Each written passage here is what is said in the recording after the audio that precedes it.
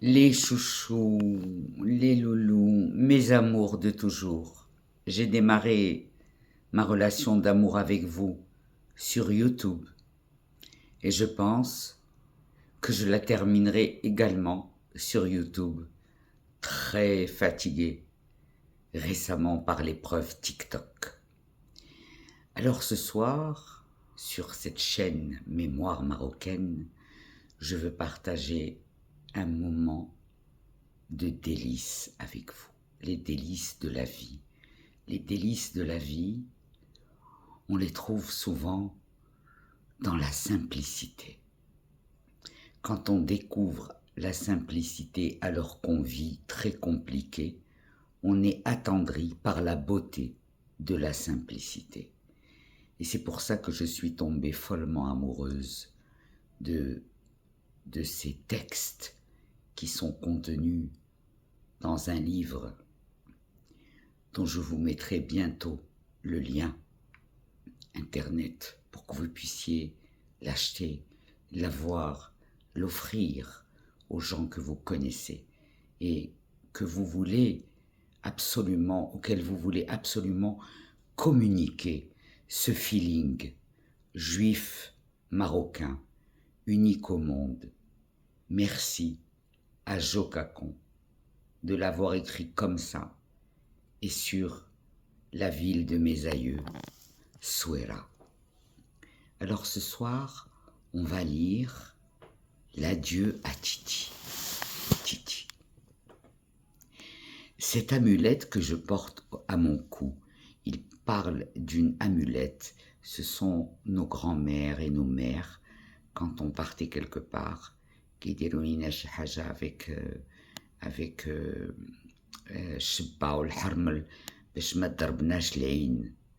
Donc on avait toujours une petite poche de protection avec soit الشبة, soit le harmel, soit le milha الحية.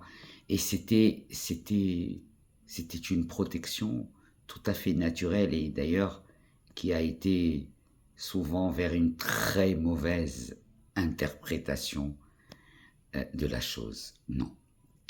Chez les gens saints du Maroc, nous utilisions الشبة والحرمل والعرعار باش نحيدو عين بنادم. Et Jo Cacon nous parle de toutes ces habitudes de vie que certains de vous n'ont jamais connues ou ont oubliées. Et ma mission, c'est de vous faire voyager dans cet univers dans lequel vous estimez tous, juifs marocains, ne pas avoir assez vécu de temps comme vous le vouliez. Cette amulette que je porte à mon cou comme un bijou mais que je cache, ma grand-mère me l'a confectionnée avant mon départ pour la France. D'aucuns disent que ce petit carré de tissu de 2 centimètres de côté, rempli uniquement que de gros sel, je n'en crois rien. Il y a certainement des herbes rares dont ma grand-mère avait le secret. Elle était destinée à me protéger du froid et du mauvais œil, tout comme ces pois chiches dont elle m'a bourré les poches. Il y avait une tradition marocaine où vous mettez des pois chiches dans la poche, parce que les pois chiches, c'est toujours en nombre, en gros volume, et ça a une connotation avec l'abondance. Eh pas. Elle était destinée à me protéger du froid et du mauvais œil, tout comme ces pois chiches dont elle m'a bourré les poches. Destinés, quant à eux, à l'acuité visuelle. Savait-elle que les maquisards grecs séjournaient de longues semaines dans les montagnes avec accroché à leur ceinture un sac plein de ces pois chiches qu'il trempait simplement dans de l'eau salée. Plutôt la pensée instinctive que l'esprit de l'amulette, à lui seul, ne pouvait faire son office sans être épaulé par la matière. « Va, me dit-elle après une étreinte pudique, tu es paré, ntamhdé, avec la petite amulette, avec le gros sel, tu es protégé. » Et les pois chiches, bien sûr, la signification de base, c'était l'abondance, mais ça avait aussi d'autres significations. Et on découvre à travers le texte de Jokaku, je découvre moi-même que ça voulait dire ne pas être trop regardé. Oui, mamie. Mais ne pleure plus. Est-ce que je pleure, moi? Oui, mamie, dis-je. Mais nous, pourquoi on part et toi tu restes? Je n'avais pas fini de penser à ce petit proverbe qui dit qu'on a donné des ailes aux mouches pour les épuiser à voler d'un endroit à l'autre, que déjà je sentais la main de ma mère agrippée à mon bras pour me hisser sur le marchepied du car. Nous voilà tous installés dans un autre monde, moi, la tête collée à la vitre, qui larmoyait de ma peine, rêvant au personnage que je quittais. Ce qu'on ne me prendra pas, que je pourrai à loisir aller chercher dans les venelles de ma mémoire. Ces gens qu'il avait connus au Maroc et avec lesquels il avait passé tellement de moments humains, tellement de moments merveilleux, il estimait qu'il était riche de ses souvenirs parce que si ça allait mal, il aurait la latitude d'aller puiser dedans pour se remettre en vie.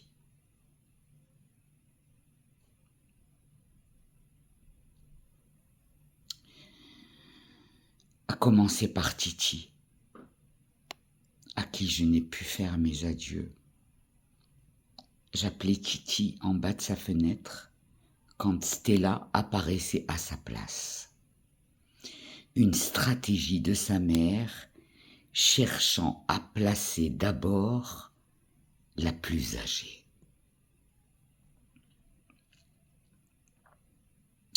Alors accablé par l'imminence de notre arrachement, l'âme en peine, je bredouillais à Stella un message pour sa sœur. Et pour ne point la chagriner, je m'attardais en bas de la maison, l'entretenant de choses et d'autres. Et peut-être que Titi, derrière ces murs, pleure en silence, en soumettant ainsi à la règle de solidarité ancestrale du groupe, étouffant son amour pour moi, et peut-être que sa mère la console, que son père assis ne dit mot, soucieux du temps universel qu'il est, il va trop vite pour les filles. L'odeur qui baigne dans la maison, le thym guérisseur, la verveine consolatrice et cette atmosphère sonore qui enveloppe la famille. Cette pellicule particulière à chaque être, gage de son éternité. Titi fréquentait l'école de l'Alliance tout comme moi, dans des bâtiments séparés par le bureau et la maison du directeur. une armée de hussards gris, cette fois-ci formée en Turquie, nous transmettait les savoirs laïques.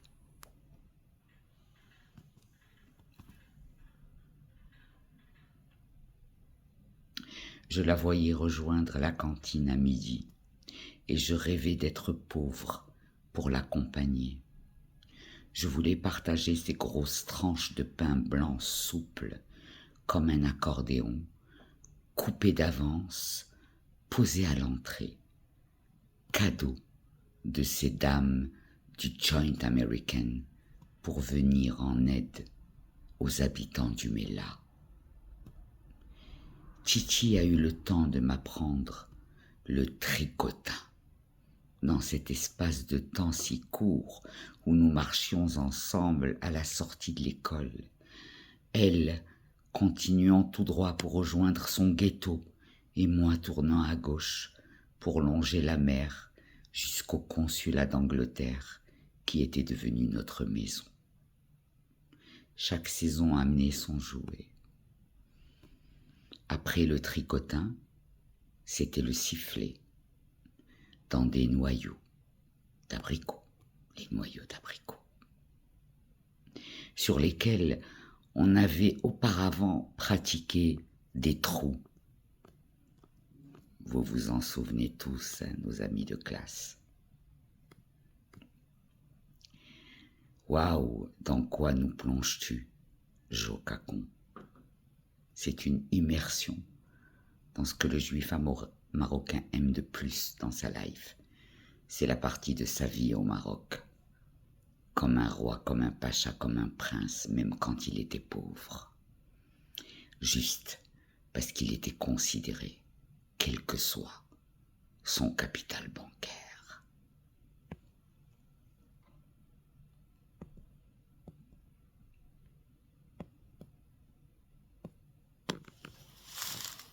Je jouais le petit homme, son protecteur, la voyant incapable de faire sortir un son du noyau. Puis la saison des castagnettes, qu'on fabriquait à partir de petits bois et qui consistaient en 2 rectangles de 10 cm de long sur 2 cm de large, qu'on plaçait pour le premier entre l'index et le majeur, pour le second entre le majeur et l'annulaire. C'est très précis. Jokakon, c'est notre Balzac, notre Alphonse Daudet, marocain, vraiment.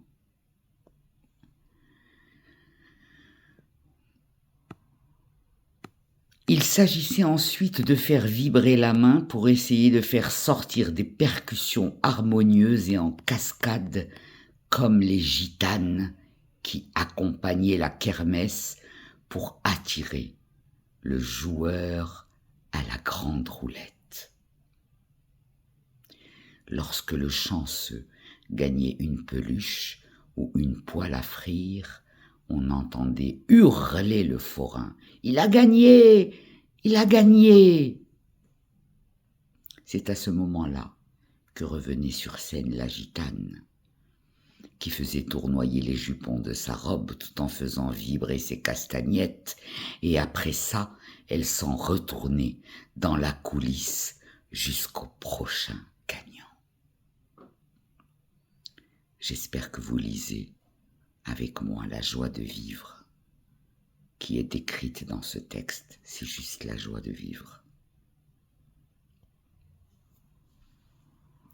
Titi exprimait son bonheur d'aller à l'école, ne se départissant jamais de son sourire volontaire qui attendait que je parvienne à sa hauteur pour parcourir ce tout petit bout de chemin qui nous séparait si vite. Je voulais être pauvre aussi pour me pelotonner dans son quartier. Un foyer qui parlait cette langue profonde. Et plus tard, j'aurais étendu mon bras gauche afin qu'elle y posât sa tête sur ma paume, pendant que de ma main droite, je l'aurais enlacée. Appliquant le principe de ma grand-mère, selon lequel il fallait éviter d'évoquer les défauts, le grand âge en toutes circonstances des personnes, pour ne point faire de peine, ou telle particularité rappelant un souvenir douloureux. Chez les Mogadoriens, on vous recommandait vivement et conformément au texte de la Torah, dont ils étaient complètement imbibés, puisque la ville de Essaouira était entièrement fermée le Shabbat. Autant vous dire, encore mieux qu'à Tel Aviv en 2024. Et il régnait une espèce de shérina dans cette ville. Mes aïeux m'ont raconté, je ne pense pas que dans aucun pays au monde, il y ait eu des moments humains partagés de cette façon. Parce que la gitane, le responsable du stand, de la fête foraine, et tous ces personnages joyeux l'étaient vraiment. Au Maroc, tout le monde faisait un deal, c'était être joyeux. Donc, Jo nous réintègre cette joie qui était inhérente au sol marocain, quel que soit son niveau économique. Et c'est ça qui était le plus gros cadeau qui nous était donné, celui d'être heureux avec peu. C'est juste que nous ne le savions pas.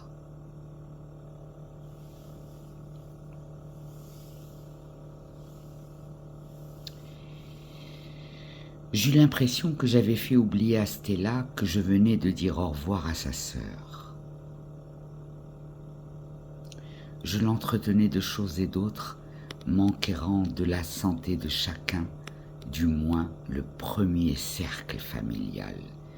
Donc Stella est plus âgée que Titi, ce serait elle normalement qui devrait se marier avant Titi, mais comme Jo courtise Titi, il garde des égards vis-à-vis de Stella.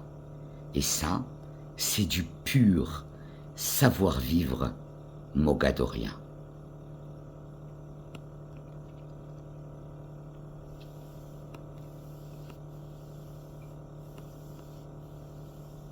Qu'est-ce que quitter un pays, sinon quitter sa langue, son esprit, empire infini. Ici, on s'interrompt sans arrêt et on se comprend quand même. L'interlocuteur n'ayant jamais le temps de terminer sa phrase. Et la vie s'organise dans le brouhaha. Le verbe est au début de la phrase, point n'est besoin de la terminer. On est bien loin d'autres langues qui le placent à la fin. Ainsi, l'interlocuteur attend sagement pour répondre.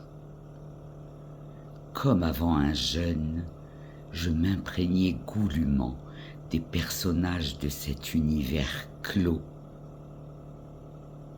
où la population a l'air de subir l'histoire.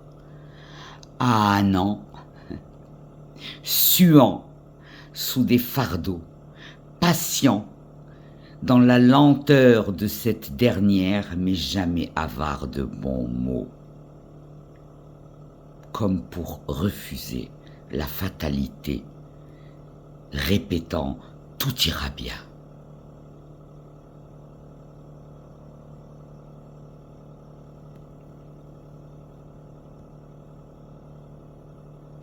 Je suis très ému en lisant ce texte et à chaque fois, c'est la 3e fois que je le lis et il m'émeut toujours autant. Je souhaite d'abord aux Mogadoriens de le découvrir et aux non-Mogadoriens de découvrir le savoir-vivre des gens de Mogador. Parce que ça fait partie de la culture marocaine.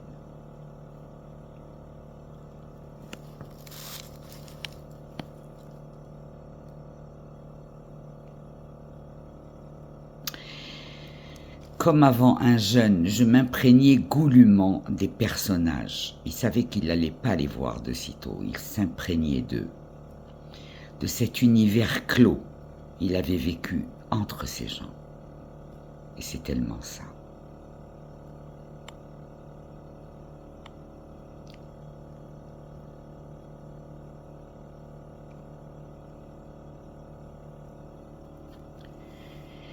Excusez-moi, je lis sur un iPad et mon œil n'est pas toujours au rendez-vous pour retrouver la ligne. Il faudrait que je lise sur un livre, mais le livre est en route. Donc, vous allez supporter mes blancs. Quand je cherche la ligne, je sais que oui.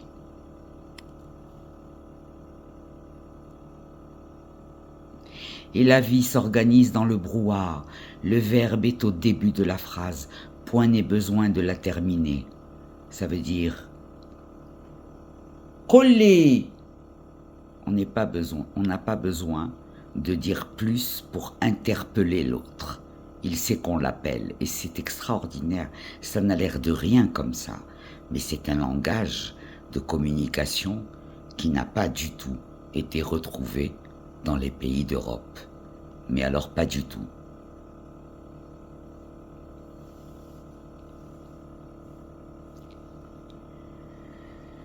Jamais avoir de bons mots comme pour refuser la fatalité, répétant tout ira bien, ne nous concentrons plus sur ce que nous avons perdu.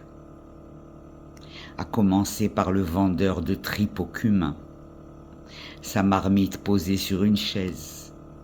Il bénéficie d'un coin devant un magasin contre un petit pourcentage. Il fait l'éloge de la recette de son épouse Simi. Sa vie, dit-il, Amri Hayati, souhaitant prendre tout le mal. On ne sait jamais qui aurait l'intention de l'atteindre. Aimer sa femme jusqu'à avoir ce sentiment d'avoir peur qu'on l'atteigne. C'était la qualité d'amour chez nos aïeux.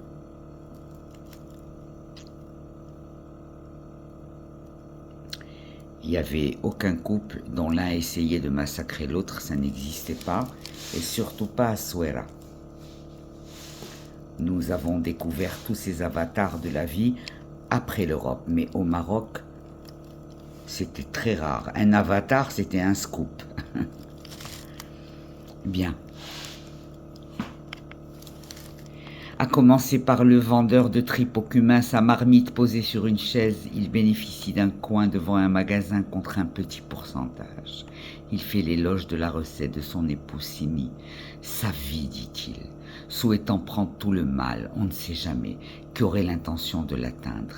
C'est que c'est tendre, le ghetto, le mlah. On y a choisi l'amour contre l'adversité. L'adversité au-delà de la porte que le pacha du mlah ferme le soir. Il s'appelle Douido, le marchand de tripes, et il est en pyjama.